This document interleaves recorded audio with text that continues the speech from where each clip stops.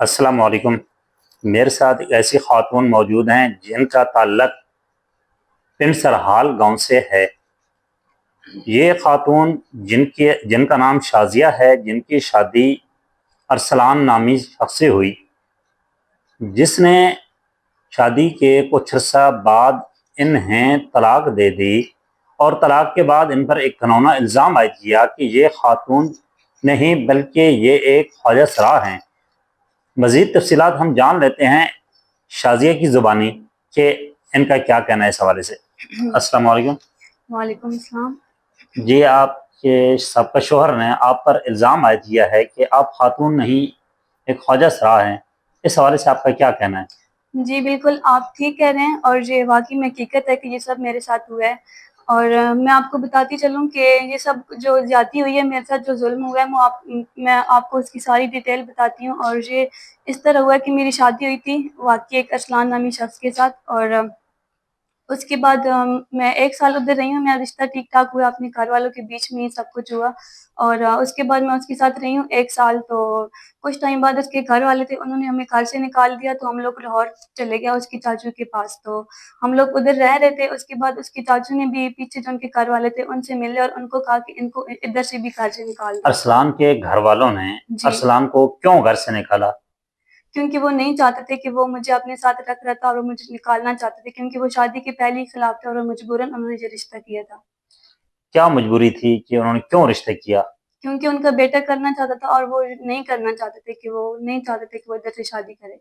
مطلب کہ ارسلان اس بات پہ بضد تھا کہ آپ ہی سے شادی کر رہی ہیں، اور اس کے گھر جی والے اس کے خلاف تھے کہ جی آپ سے بالکل، شادی وہ نہیں کرنی، اس بات وہ کے کہیں اور خلاف سے تھے۔ اس کی شادی کرنا چاہ رہے تھے۔ جی بالکل۔ تو اس کے بعد اس کی چاچو نے بھی مجھے گھر سے نکال دیا، بلکہ اس کو بھی نکال دیا۔ تو اس کے بعد وہ اپنے گھر چلا گیا، اور مجھے کہا کہ تم اپنی امی کے گھر چلی جاؤ۔ تو کیونکہ وہ لوگ مجھے وہاں پہ رکھنا نہیں چاہ رہے تھے، تو میں نے ایسے کیا، میں ادھر آ گئی۔ اس نے مجھے کہا تم اپنے گھر چلی جاؤ، کوئی مسئلہ نہیں ہے، تو میں ادھر ہی آ گئی۔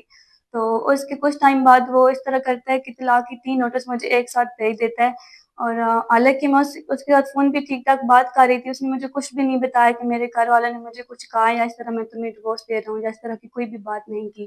تو اچانک وہ طلاق کی 3 نوٹس ایک ساتھ بھیج دیتا ہے، اور اس کے بعد میرے اسی ٹائم، مطلب اسی دن پولیس بھیج دیتے ہیں میرے گھر پر، اور میرے ساتھ ایک میرے بھائی پر اور 2 بھانجوں پر اور ایک کزن پہ FIR بھی دیتے ہیں، جو کہ سراسر جھوٹی FIR تھی۔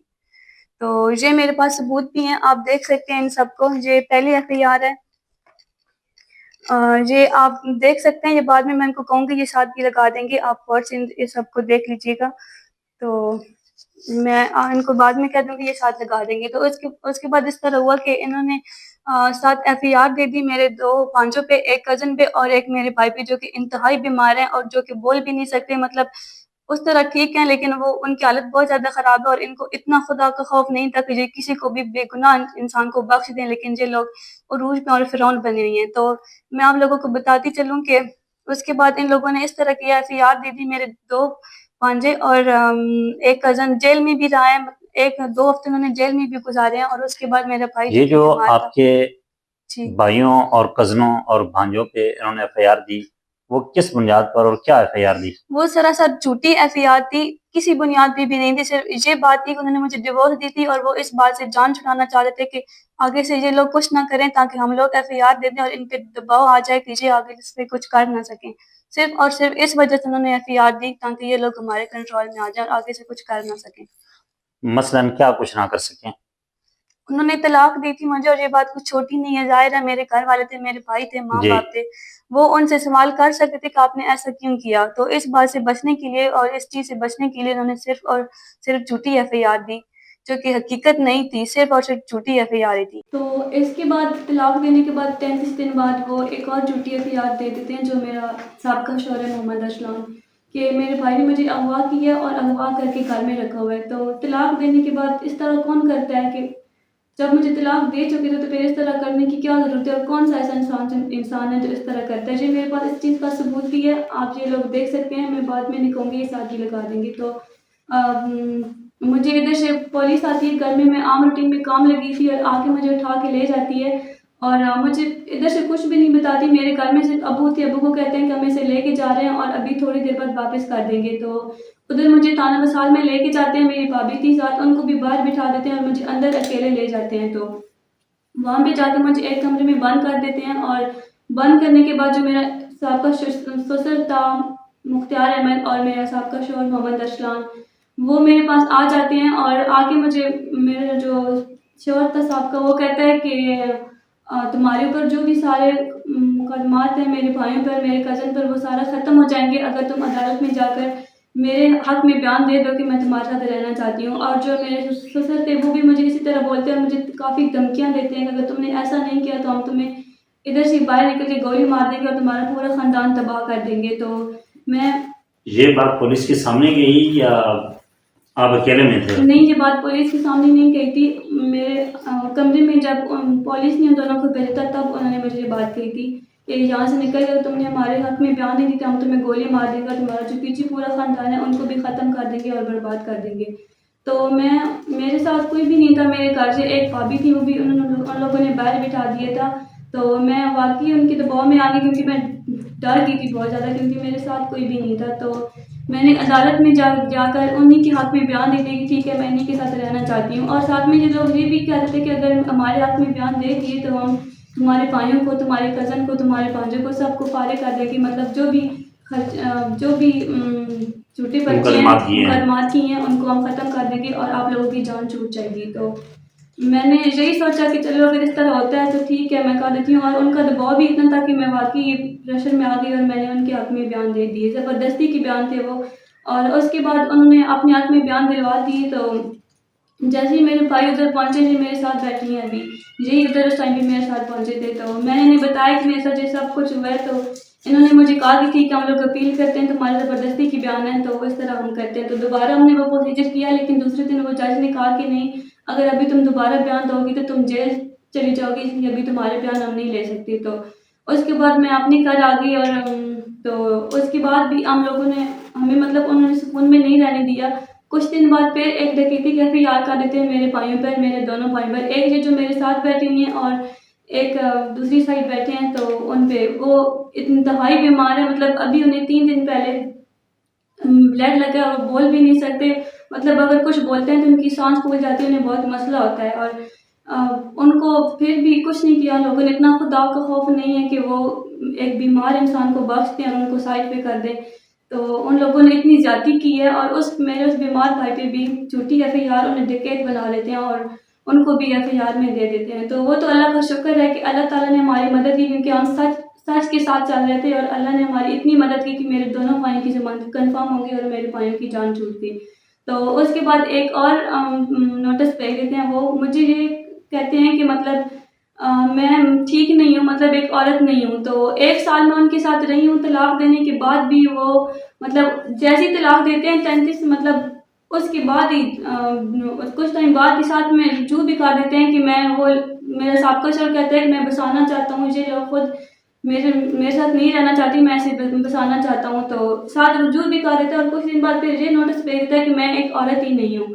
تو میں حکام والا سے ریکویسٹ کرتی ہوں, وزیر اعظم پاکستان, وزیر اعلیٰ پنجاب, RPO راولپنڈی, DPO اٹک, DSP پنڈی کیب سے آزانہ اپیل اور دیگر حکام والا سے ریکویسٹ کرتی ہوں کہ میری ان ظالم لوگوں سے جان چھڑائی جائے اور مجھے تحفظ پیش کیا جائے. سر آپ شازیہ کے بھائی ہیں, آپ کی بہن کے اوپر ایک گھناؤنا الزام لگایا گیا اور دیگر آپ پر مختلف FIRs کی گئی ہیں, اس حوالے سے آپ کیا کہیں گے؟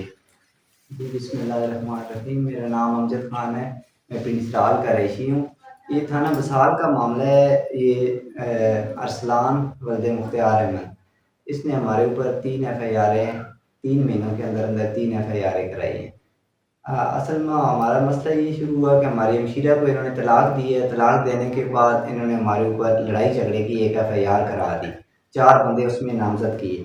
تو اس میں ہم نے ضمانتیں وغیرہ کرائی. تو اس کے بعد وہ FIR ہم عدالت میں اس پہ کیس چل رہا تھا. تو 1 مہینے کے بعد ہمارے اوپر اغوا کی FIR کرا دیتے ہیں. کس کے اغوا کی؟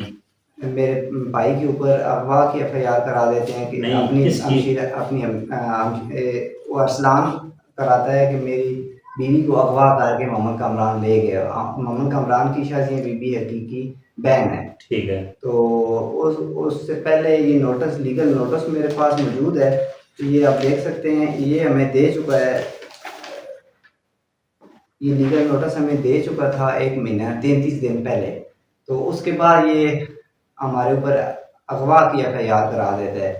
وہ عدالت میں جا کے, مطلب یہ کہ پہلے طلاق دی, طلاق دینے کے بعد جا کے اغوا کا پرچہ کرواتا ہے آپ پہ. جی 33 دن کے بعد جا کے اغوا کا پرچہ کرا دیتا ہے. صحیح ہے. تو ہم کار پہ نہیں تھے, میری ہمشیرہ کو بذریعہ پولیس انہوں نے اٹھوا کر تھانہ بسال لے گئے. ادھر جا کے ان کو زبردستی ان کو کہا کہ آپ نے عدالت میں 164 کا بیان دینا ہے کہ میں صلح کرنا چاہتی ہوں.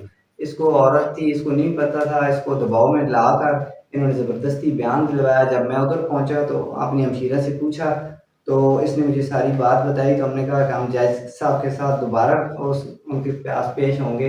لیکن پولیس والوں نے انہوں نے میرے ساتھ زبردستی کی. انہوں نے کہا کہ ہم آپ کے اوپر ایف آئی آر دیں گے, آپ ہمارے ساتھ بدتمیزی کر رہے ہیں. تو میں چپ ہو گیا. لیکن شام کو انہوں نے پھر ایف آئی آر وہ خارج کر کے ہمشیرہ کو اس نے کہا کہ میں خودکشی کر دوں گی, مجھے اپنے گھر چھوڑ کر آؤ. تو یہ پھر اس کو شام کو گھر چھوڑ گئے. تو وہ ایف آئی آر ان کی فارغ ہو گئی. یہ سارا دن تھانے انہوں نے بٹھائے رکھا. یہ صبح یہ تقریباً 8 بجے لے کے گئے ہیں اور یہ شام کو 5 بجے واپس چھوڑ کے گئے ہیں. سارا دن تھانے میں بٹھائے رکھا تھانہ بسال والوں نے. جی تھانے پہلے بٹھائی رکھا. اس کے بعد پھر اغوا کی جو ایف آئی آر تھی یہ خارج ہو گئی, اس کی اخراج رپورٹ وغیرہ بن چکی ہے. تو اس کے 1 مہینے کے بعد پھر ایک اور انہوں نے ڈکیتی کی ایف آئی آر ہمارے اوپر کرا دی. تو اس دن ہم راولپنڈی میں دونوں بھائی موجود تھے. میرا یہ بھائی جس کے اوپر 3 ایف آئی آر انہوں نے دی ہیں, یہ سخت بیمار ہے, اس کا ہم علاج کرا رہے ہیں. تو یہ ڈکیتی کی ایف آئی آر انہوں نے دے دی, وہ بھی ہماری ضمانتیں کنفرم ہو گئی. جج صاحب نے بھی ان کو کہا کہ آپ نے یہ جھوٹا پرچہ دیا ہے, اسی لیے اس نے ہماری ضمانتیں کنفرم کر دی. تو اس کے بعد اخراج رپورٹ جو درمیان میں انہوں نے ایف آئی آر دی تھی, اس کی اخراج رپورٹ بن گئی. اس پہ ہم نے کافی ڈی پی او آفس کے چکر لگائے کہ ہم اس کے اوپر 182 کی کارروائی کریں, لیکن ابھی تک اس کا ہمیں کچھ پتہ نہیں ہے. ہم جب بھی جاتے ہیں تو وہ کہتے ہیں جی ہم کر رہے ہیں کارروائی, لیکن ابھی تک اس پہ کوئی کارروائی کسی قسم کی نہیں ہوئی. اس کے بعد اس نے عدالت سے ایک لیگل نوٹس ہمیں بھیجا ہے 1,20,00,000 کا. تو ہمیں اس نے کہا ہے کہ 15 دن کے اندر اندر ہمیں یہ آپ ہرجانہ دو, نہیں تو ہم آپ کے اوپر کیس کر دیں. ہمیں اس کے اوپر بہت زیادہ انہوں نے پریشرائز کیا ہے. تو ہماری اعلیٰ حکام سے اپیل ہے کہ ہماری ان سے جان چھڑائی جائے. یہ اثر و رسوخ والے لوگ ہیں اور یہ کافی لوگوں کے اوپر یہ پہلے بھی ایف آئی آریں کرا چکے ہیں. ہمارے اوپر 3 انہوں نے جھوٹی ایف آئی آریں کرائی ہیں. تو اس کے بعد بھی لوگوں کے اوپر ایف آئی آر کرا رہے ہیں. تو ان کا کوئی اثر و رسوخ ہے جس کی وجہ سے یہ بار بار لوگوں کے اوپر جھوٹی ایف آئی آریں دیتے ہیں. تو میری یہ گزارش ہے سب سے, وزیر اعظم, وزیر اعلیٰ پنجاب اور باقی جتنے بھی افسران ہیں ان سے, کہ ہماری ان سے جان چھڑائی جائے. بہت شکریہ, بہت مہربانی. آپ شازیہ کے حقیقی بھائی ہیں. شازیہ نے بتایا, آپ کے دوسرے بھائی نے بھی بتایا کہ آپ بیمار ہیں. تو آپ کو کیا بیماری ہے؟ جی میں بیمار ہوں بالکل. میری بڑی جوان ہے, اس میں زخم ہے تقریباً 2015 سے. صحیح ہو گیا. اس کو ہو گئے. ابھی جس دن آپ کے اوپر ڈکیتی کا مقدمہ درج کیا گیا, ایف آئی آر کا اندراج کیا گیا, اس دن آپ کہاں پر تھے؟ جی اس ٹائم میں جب ڈکیتی کا میرے اوپر ایف آئی آر ہوئی, اس ٹائم میں راولپنڈی میں موجود تھا بھائی کے پاس. میرا ڈیٹا بھی نکلوا کے چیک کروا سکتے. مطلب کہ سی ڈی آر میں کروا کے اس بات پہ جی بالکل تصدیق کی جا سکتی ہے کہ آپ گاؤں کے اندر نہیں تھے, آپ پنڈی اپنے علاج کے لیے گئے تھے. جی بالکل, میں راولپنڈی میں موجود تھا, یہاں نہیں تھا گاؤں میں. یہ ٹھیک ہو گیا. آپ یہ بتائیں کہ آپ کے اوپر اتنے زیادہ مقدمات کیے گئے ہیں, مختلف ایف آئی آریں کی گئی ہیں, تو آپ نے بھی اس کے متبادل کوئی ان پر مقدمہ درج کروایا ہے, کوئی ایف آئی آر کروائی ہے؟ نہیں جی, ہم نے کوئی بھی ایف آئی آر نہیں کرائی. ہم غریب لوگ ہیں, بہت مشکل سے اپنا ٹائم پاس کر رہے ہیں, کدھر ہم کرا سکتے ہیں. وہ باثر لوگ ہیں, بڑے لوگ ہیں, ہمارا تو جینا آرام کر دیا انہوں نے. ہم نے کوئی کارروائی نہیں کی, بس وہی بھگت رہے ہوں پہ. ارسلان لوگوں نے ایک پریس کانفرنس کی جس میں یہ کہا گیا تھا کہ کچھ لوگ ہیں جو مختلف لڑکیوں کو ہائر کرتے ہیں، لڑکوں کو ہائر کرتے ہیں، ان کی ویڈیوز بناتے ہیں، ویڈیوز بنا کے ہیکرز بھی ہیں اور واٹس ایپ کے ذریعے جس کی ویڈیو ہوتی ہے، جس کو بلیک میل کرنا ہوتا ہے، مطلب اس کو بلیک میل کرنا ہوتا ہے، وہ ویڈیو اس کو بھیج کر اس کو بلیک میل کرتے ہیں اور دباؤ میں رکھ کے یہ کام کرتے ہیں لڑکیوں سے۔ کیا آپ کے اوپر آج کوئی دباؤ یا کوئی اس طرح کی بات ہے کہ آپ ہمارے کہنے پہ آئیں میڈیا پہ یہ بات کریں؟ کیا ایسی کوئی بات ہے یا آپ اپنی من مرضی سے یہ بات کر رہی ہیں؟ میں اپنے ہوش و بات میں یہ سب کر رہی ہوں، اور یہ جو ساری باتیں کی میں اپنی مرضی سے اپنے ہوش و بات میں کی، میرے اوپر کسی کا بھی پریشر نہیں ہے، میں اپنی مرضی سے کر رہی ہوں جو کچھ بھی کر رہی ہوں۔ میرے اوپر کسی کا بھی کوئی پریشر نہیں ہے، میں سب کچھ اپنی مرضی سے کر رہی ہوں، اور میں آپ لوگوں کو یہی کہنا چاہتی ہوں کہ مجھے صرف تحفظ دیا جائے، اور میری آپ لوگوں سے ریکویسٹ ہے کہ یہ ساری باتیں جو میں نے آپ سب سے کہی ہیں، اس سب کے باوجود مجھے انصاف دیا جائے اور مجھے تحفظ فراہم کیا جائے۔